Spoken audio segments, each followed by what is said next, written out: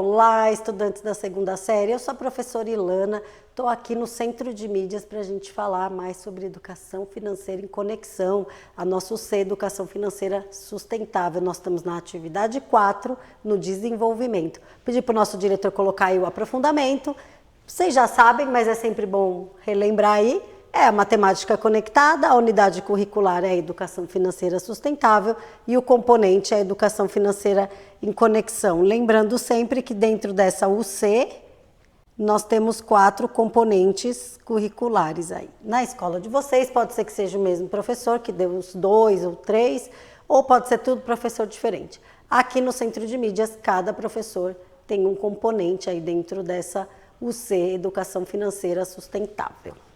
Tá aí, então, ontem nós estamos na atividade 4 no desenvolvimento. Ontem a gente começou falando sobre investimento. O que era investimento? Nós falamos bastante sobre renda fixa e renda variável. E aí eu pedi para vocês fazerem aí uma pesquisa, renda fixa e renda variável. Uma pesquisa aí sobre o que vocês achavam aí, que tipos de renda fixa os mercados financeiros, as instituições financeiras, os bancos, elas fornecem. E a renda variável? Fixa porque é fixo o valor ou o valor varia? Como que funciona isso? Quanto de capital a gente precisa investir? Quanto de capital a gente precisa investir para saber aí quanto a gente vai ganhar aí no futuro, né? Quanto que vai render, quanto é rentável para nós.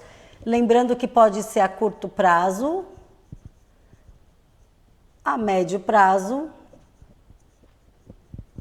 e a longo prazo. Eu ainda falei que eu pago uma previdência aí para mim ter uma aposentadoria melhorzinha no futuro, e isso é a longo prazo, eu só posso usar aí depois de uns longos anos. E vocês aí, que tipo de renda vocês investiriam o dinheiro de vocês?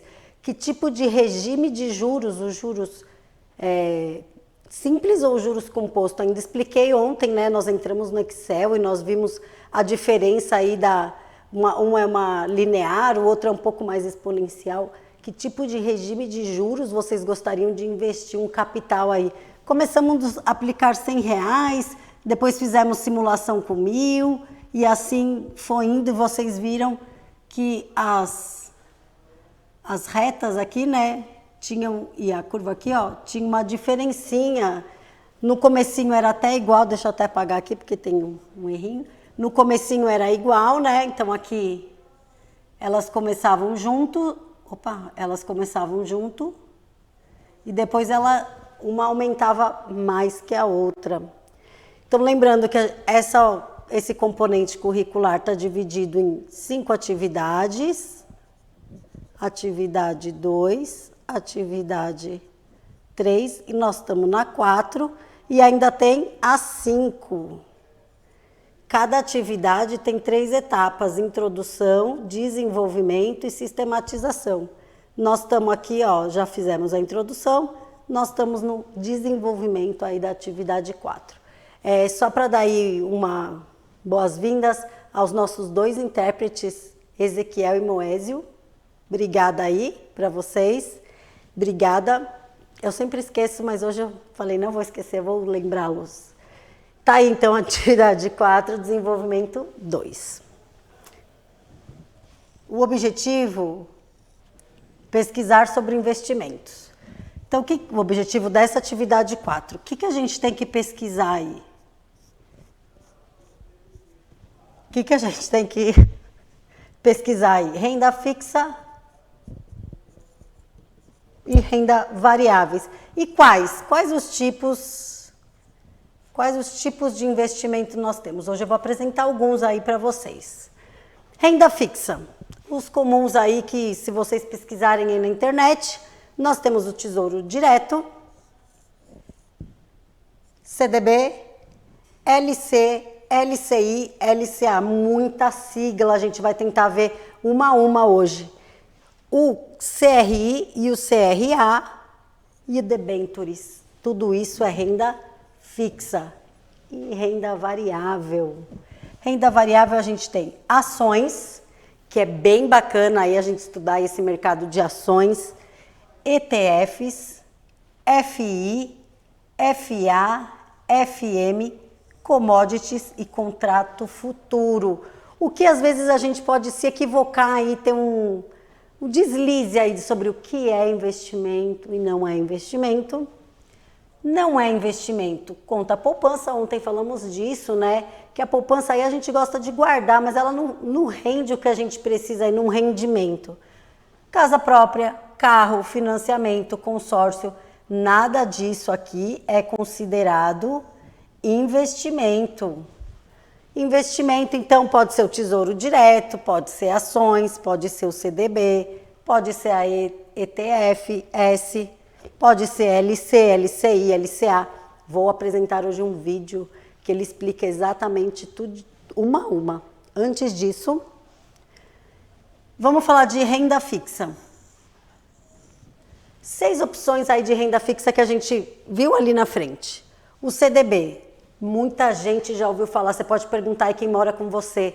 O que é CDB? Com certeza aí as pessoas que moram aí na casa de vocês, eles vão saber te explicar aí. Se é um pouco mais velho, vai saber o que é um CDB, porque quando a gente está no banco, o gerente lá, ele já oferece. Vamos fazer um CDB?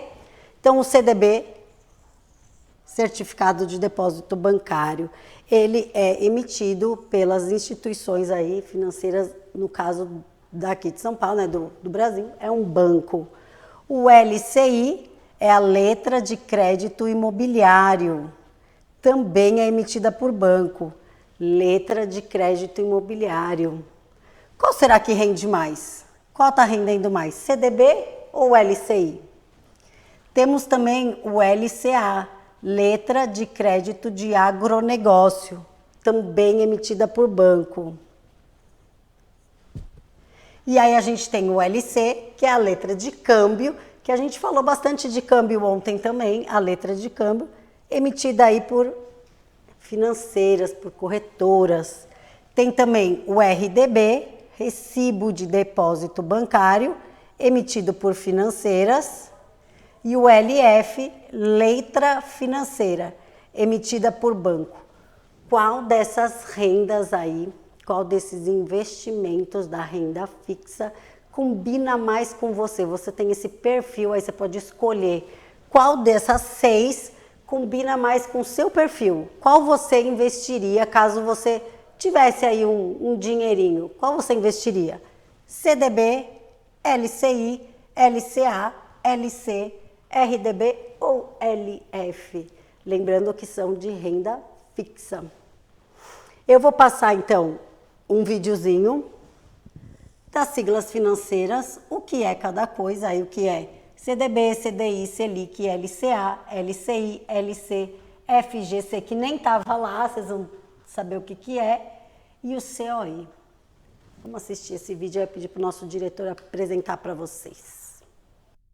E aí pessoal do Você Mais Rico, aqui quem fala é Bruno Perini, criador do canal, e nesse vídeo eu quero ajudar principalmente aquele iniciante que está chegando no mercado financeiro agora a acabar com uma dúvida que aparece em algo que é feito para ajudar, mas que para o iniciante pode acabar atrapalhando, que são as várias siglas financeiras que nós vemos, inclusive na parte de renda fixa, que deveria ser uma parte super simples para atrair as pessoas, mas quando a pessoa chega numa corretora e vê lá centenas de opções de CDBs indexados ao CDI, tem lá o Tesouro Selic, Selic também é uma sigla para quem não sabe, IPCA, você tem LCI, LCA, CRI, CRA, cobertura do FGC. Então vejo o tanto de termos novos que aparecem na vida do iniciante, ele não sabe o que significa a sigla e nem, por mais que ele saiba o nome, como que funciona aquele tipo de investimento, de instituição, de seguro, de taxa. Então esse vídeo é para mostrar o que são cada uma dessas coisas, para que fique mais claro aí na cabeça de quem está chegando agora no mercado financeiro. Até porque o intuito das siglas é ajudar, já que é muito mais fácil eu falar que, por exemplo, invisto em um CDB que rende 100% do CDI, do que falar que eu invisto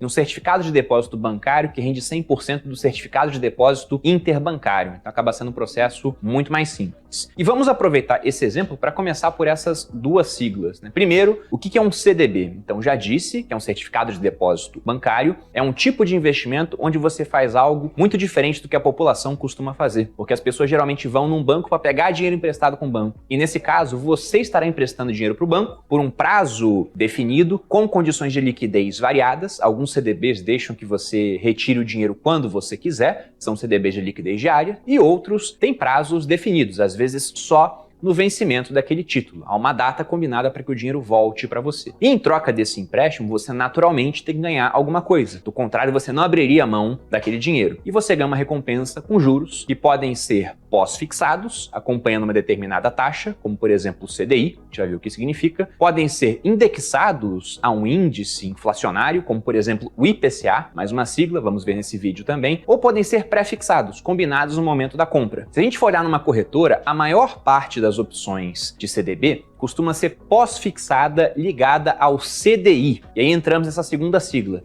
que significa Certificado de Depósito Interbancário. Nossa, Bruno, como assim interbancário? Significa que um banco está emprestando dinheiro para o outro? Será algo assim? Exatamente. Entenda o seguinte, né? Por que bancos são negócios tão bons? O Warren Buffett, o investidor mais bem-sucedido, ou um dos mais, né, de todos os tempos, ele fala que o melhor negócio que existe é um banco bem administrado e o segundo melhor negócio que existe é um banco mal administrado. Talvez ele tenha mudado de opinião porque hoje a maior parte da carteira dele está em Apple, né? Mas em todo caso, por que ele dizia isso? Porque bancos fazem essa mágica de poder pegar dinheiro com você por juros baixos para emprestar para outras pessoas por juros muito altos. E o ponto além é que ele consegue emprestar até mesmo dinheiro que ele não tem, porque há um multiplicador bancário, o tal do sistema de reservas fracionárias, né, que é um assunto um pouco mais complexo, vou deixar para um outro vídeo, mas o ponto é, bancos estão sempre emprestando mais dinheiro do que possuem. E em determinados momentos, esse banco ele pode vir a sofrer muitos saques, muitas retiradas, ou sofrer mais com inadimplência, uma crise financeira, por exemplo. Muita gente pegou empréstimos e para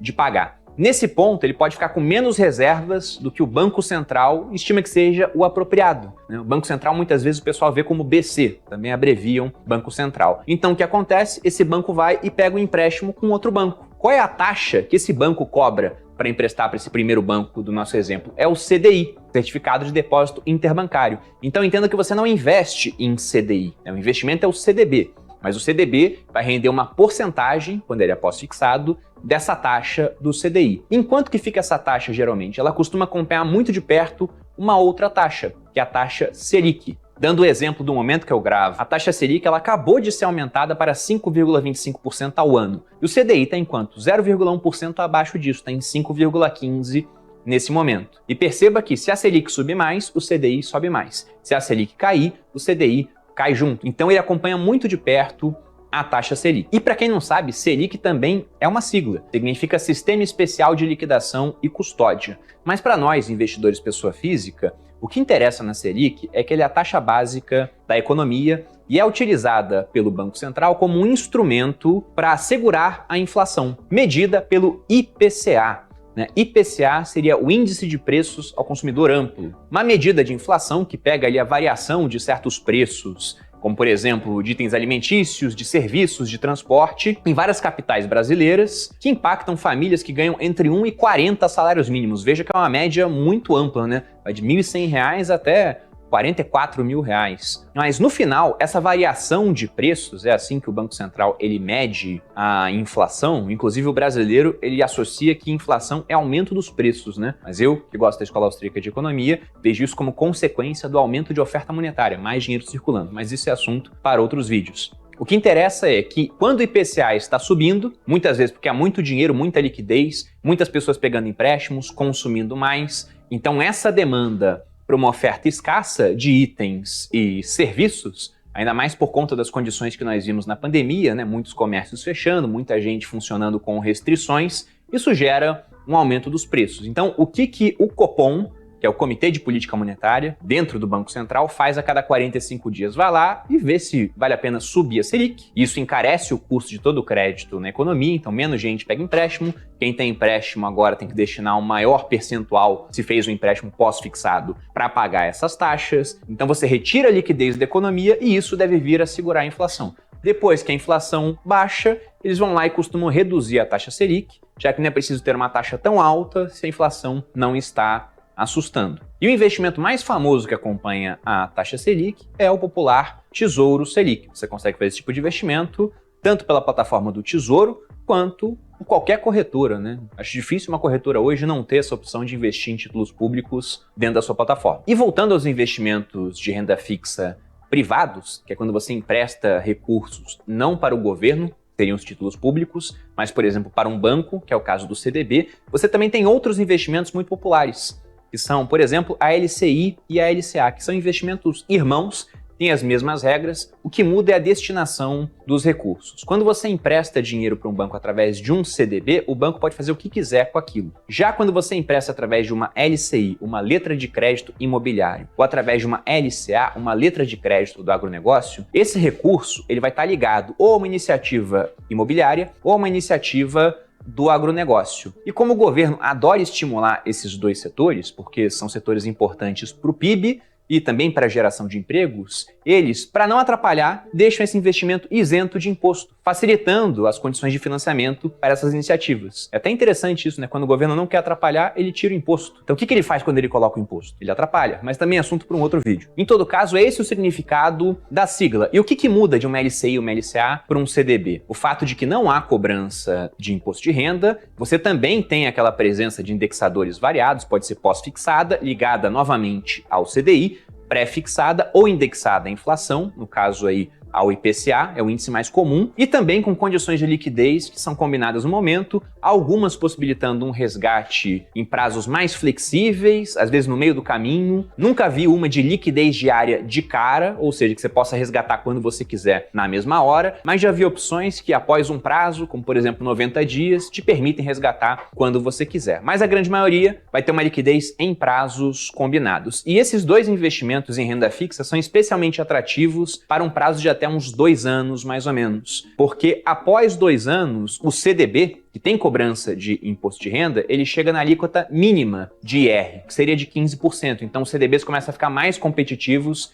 em comparação com as LCIs e LCAs. E todos esses investimentos que eu disse até agora, com exceção do Tesouro Selic, que é você emprestando dinheiro para o governo, mas o CDB, LCI e LCA, eles têm a cobertura do FGC. E muitas vezes quando as pessoas veem essa cobertura, não entendem muito bem como funciona de cara, mas entendem, olha, é um tipo de seguro, então esses investimentos, eles são tranquilos, são extremamente confiáveis, nada pode dar errado. E não é que nada possa dar errado, mas a garantia do FGC realmente é uma garantia muito boa, sobretudo pensando que você está emprestando dinheiro para pequenas instituições, muitas vezes. Então o que é o FGC? FGC significa Fundo Garantidor de Crédito e é uma espécie de seguro, um funcionamento um pouquinho diferente do seguro, tem um detalhe que eu vou falar aqui, mas que foi criado pelos próprios bancos, é uma instituição privada e mantida pelos participantes. E o que acontece é que quando um banco quebra, se você tem dinheiro em conta bancária naquele banco ou emprestado para o banco, né, através de um CDB, uma LCI, uma LCA, recursos na poupança, você tem direito a uma cobertura de até R$250 mil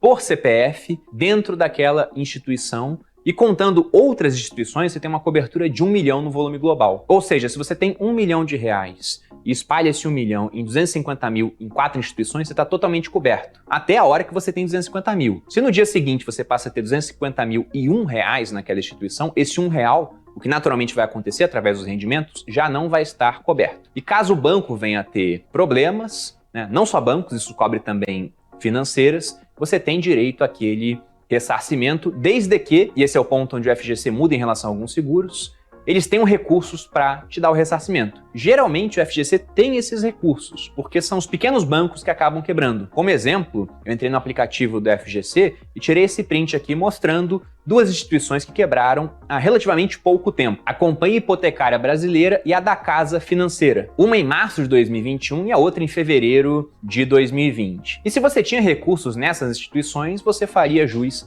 à garantia do FGC, vai ser pago, vai demorar um tempinho para isso, o processo ele não é automático. Eu vou ficar devendo um pouco a parte prática do processo, porque em 16 anos de mercado financeiro, eu nunca precisei da garantia do FGC, nunca investi em um banco que quebrou. Mas em todo caso, costuma demorar um tempo, mas você recebe o dinheiro, sendo que ele para de render a partir da intervenção feita pelo Banco Central, e aí o FGC entra para ver como é que tá papelada, apurar quem tem que ser pago, né? E aí você recebe aquilo algum tempo depois, se eu não me engano, entre 60 e 90 dias. E o processo agora tá ficando mais digital, tanto que eu baixei esse aplicativo para ver como é que era. Aproveitando que falamos disso, até uma curiosidade, se você já teve que usar o FGC de forma prática, coloque o seu feedback aqui nos comentários para que as pessoas saibam como que funciona, se foi tranquilo, se não foi, se você perdeu noites de sono com isso mesmo tendo a garantia. Acho que é interessante, principalmente o pessoal que tá chegando agora, ter esse tipo de feedback. Mas em todo caso, é uma segurança a mais. Agora, não é toda a segurança que o investidor precisa, porque, como eu disse, ele só paga se tiver recursos para isso. Enquanto bancos pequenos têm problemas, ele naturalmente tem recurso. A questão é que se um banco muito grande ou vários bancos tiverem problemas, aí pode ser que o FGC não consiga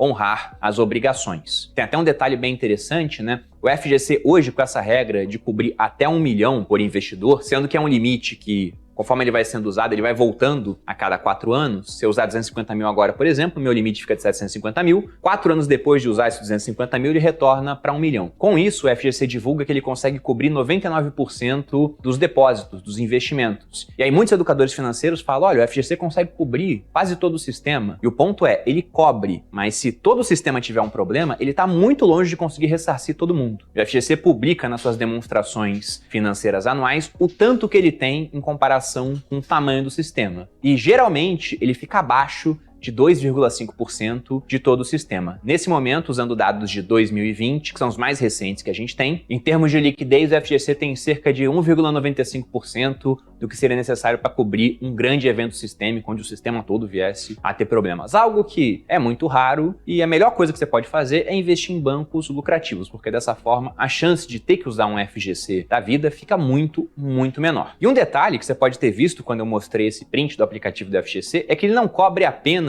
bancos, né? Ele cobre financeiras. A da casa, que quebrou no ano passado, em fevereiro, era uma financeira. E muita gente tinha investido na da casa usando corretoras que ofereciam LCs daquela instituição. E o que é LC? Talvez essa seja a sigla de renda fixa que causa mais problema aí, porque significa letra de câmbio. Sendo que não tem nada a ver com a nossa ideia de câmbio real para dólar, não tá ligado a isso. Mas simplesmente aquela ideia de câmbio como troca, né? No final das contas é você emprestando dinheiro para que a financeira possa emprestar para outras pessoas. Então a gente pode falar que é um CDB de uma financeira. E o ponto é que financeiras são mais arriscadas do que bancos, porque ambos emprestam dinheiro, mas banco também consegue receita de outras formas. Vende seguro, cobra taxa em transferência, né? Até hoje tem gente que paga a taxa em TED, em DOC. Para a empresa, cobra taxa no Pix algumas vezes, cobra taxa de manutenção de conta, né, cobra taxa em cartão. Então o banco tem uma série de fontes de receita que geralmente as financeiras não têm. Elas são muito mais suscetíveis às condições do crédito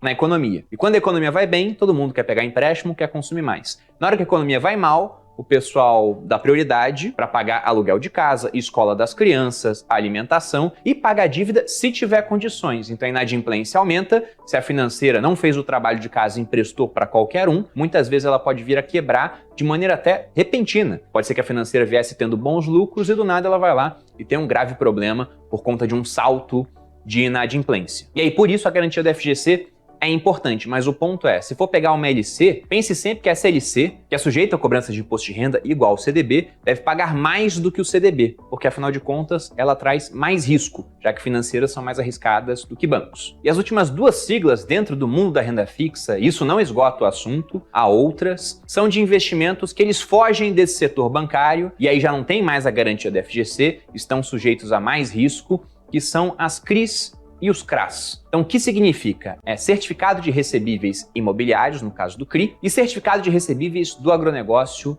no caso do CRA. A gente pode falar que é similar ali ao que acontece em LCI e LCA. A diferença é que no MLCI e no MLCA você empresta para um banco, e aí você tem a garantia do FGC. Aqui você está negociando direto com empresas, então não há essa garantia do FGC. E você também tem um outro tipo de empréstimo a empresas que são chamadas debêntures. Só que na debênture a empresa pega aquele recurso e faz o que quiser. Num CRI e num CRA, isso vai estar ligado, no caso do CRI, a uma iniciativa imobiliária e no caso do CRA, a uma iniciativa ligada ao agronegócio. Esses investimentos, eles são isentos de imposto de renda, assim como LCIs e LCAs, porque, como eu já disse, são setores que o governo gosta de estimular, então para não atrapalhar, eles vão e tiram os impostos. Tem vencimentos variados, indexadores variados também, pode ser pós-fixado, ligado ao CDI. Alguns pagam inclusive CDI mais uma taxa pré-fixada ou uma taxa prefixada de cara, o que é mais raro, sobretudo em crise CRAS de longo prazo, porque não costuma ser uma boa emprestar dinheiro no longo prazo com condições de liquidez meio adversas, né? Que é o que acontece em crise CRAS. Você até pode vender no meio do caminho, mas geralmente quando você faz isso você perde algum dinheiro, porque é um mercado muito subdesenvolvido, não tem muita gente negociando, demandando esses títulos. E aí, por conta disso, no longo prazo, os mais comuns são ligados à inflação, pagando IPCA mais uma taxa. E da mesma forma que eu falei que uma LC de uma financeira tem que pagar mais do que um CDB, crise CRAS, por terem mais risco embutido, eles também têm que ter um prêmio de risco, ou seja, tem que pagar mais em condições de mesmo prazo, por exemplo, comparados a investimentos bancários. E nessa comparação, lembre-se de que CRI e CRA é isento de imposto de renda, o outro pode ter imposto de renda, então tire o imposto da conta para ver qual que está pagando mais. Se aqui estiver pagando menos, geralmente não compensa você emprestar dessa forma. Vale mais a pena pegar um investimento bancário, porque afinal de contas você teria uma garantia do FGC. Acredito que com isso a gente deu uma bela de uma passada geral nas siglas que acompanham a renda fixa, pelo menos aquelas que são as mais populares, com dezenas, centenas de opções listadas nas diversas corretoras que nós temos aqui no Brasil. E com isso espero ter facilitado a vida de quem está chegando agora no mercado financeiro. Se você gostou do vídeo, deixe seu like aqui, se inscreva no canal, deixe um comentário sugerindo novas pautas, talvez ainda ligadas a essa parte iniciante ou mais aprofundada. Deixe saber a opinião de vocês, que, tendo demanda, a gente cria oferta dos vídeos aqui. Um grande abraço e até a próxima. Quanto investimento, quanta informação, né? Vou voltar ali no nosso slide, então. Opa! Então, ele falou bastante de renda fixa. Essa aula todinha aí é renda fixa. E ele falou do Tesouro Direto, né, que é o Selic, o CDB, o LCI, o LCA, o CRI, o CRA e o debentures. Qual é o seu perfil, estudante? Qual perfil de investidor, caso você teria aí algo para investir, qual você investiria e por quê? Depois de assistir, queria que você refletisse aí qual que eu investiria. Investiria naquele que tem imposto de renda, que não tem imposto de renda, por que que tem ou não tem essa taxa? Queria que vocês refletissem aí e pensassem, então esse aí é o Agora é com vocês, pensassem aí onde eu investiria. Pensando aí na renda fixa. Na renda fixa. Aonde você investiria o seu dinheiro, né? Onde você aplicaria aí para render. E aí tem um outro agora com vocês. Qual o capital inicial que deve ser aplicado a uma taxa de 0,5% ao mês para que no final de 1 ano e meio gera 100 mil reais? Como que será que a gente faz um exercício desse? O capital inicial, qual capital inicial deve ser aplicado a uma taxa de 0,5%? Em 1 ano e meio vai ter uma renda aí de 100 mil reais. Qual será o valor do montante? Tá aí a fórmula, mas eu não vou passar essa fórmula para vocês, porque eu gostaria que vocês pensassem. Tira o print aí, tenta pensar e coloquem no diário de bordo de vocês. E aí vamos ver se vocês conseguem aí descobrir qual o capital inicial, depois de 1 ano e meio ganhar esses 100 mil reais. Vou passar o mural da professora, então o que a gente aprendeu, a gente viu aí a Selic, o IPCA, a gente viu bastante aí de renda fixa. Vamos falar na próxima aula das rendas variáveis e continuar falando de investimento. Não esquece de avaliar nossa aula. Muito obrigada pela participação de vocês. Até a próxima.